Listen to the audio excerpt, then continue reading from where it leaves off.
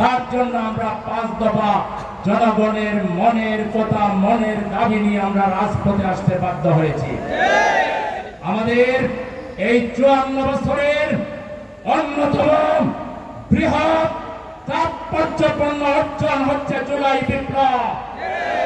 এই বিপ্লবের মধ্য দিয়ে আমরা এই প্রথম ফ্যাসিবাদকে ঐক্যবদ্ধভাবে আমরা না বলতে পেরেছি।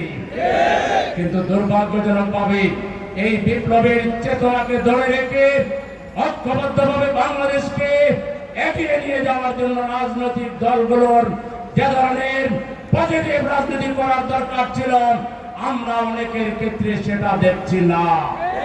অনেকে দ্রুত নির্বাচন চান, কিন্তু সংস্কারে দ্রুত সহযোগিতা করেন না। জনগণের দাবিকে তারা তোয়াক্কা করেন না। আমরা পরিষ্কার বলতে চাই, আমরা যেহেতু রাজনীতি করি, কোথায় কি নাড়াচাড়া হচ্ছে এর খবর আমাদের কাছেও আছে। আবারও যদি দেশ বিরোধী ষড়যন্ত্র করা হয়, জুলাই শহীদদের উত্তরসূরি তাদের পরিবারবর্গ, জুলাই যুদ্ধে ৪০,০০০ আহত আমাদের সেনানায়ক এবং জামাতে ইসলামী সহ বাংলাদেশের দেশপ্রেমিক তৌহিদি জনতা আবার এমন একটা চাকরি দিবে, ওই দালালরা বাংলার এই পায়ে আর থাকতে পারবে না। জুলাই বিপ্লবের বিরুদ্ধে যারা অবস্থান নেবে, ইনিয়ে বিনিয়ে কথা বলবে, তারা ভারতের দালাল। তারা ১৪ দলকে, আওয়ামী লীগকে রক্ষা করার কথা ইনিয়ে বিনিয়ে বলে, তারা ভারতের দালাল। এই দালালদের বিরুদ্ধে আমাদেরকে আরেকটা জুলাই বিপ্লব লাগলে আমরা করব। আপনারা কি রাজি আছেন?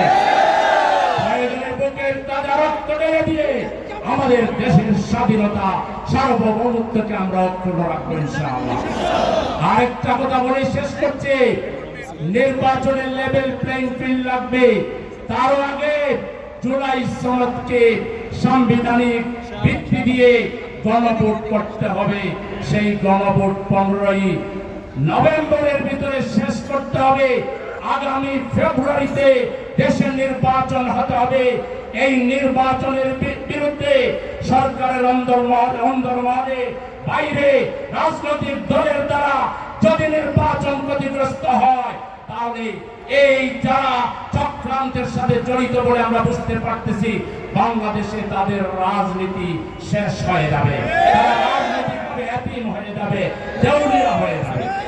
আরেকটা কথা প্রশাসনের বাইরের উদ্দেশ্যে বলে শেষ করতে চাই, ২০১৮ সালের ৩১শে ডিসেম্বর লাইলাতুল জিন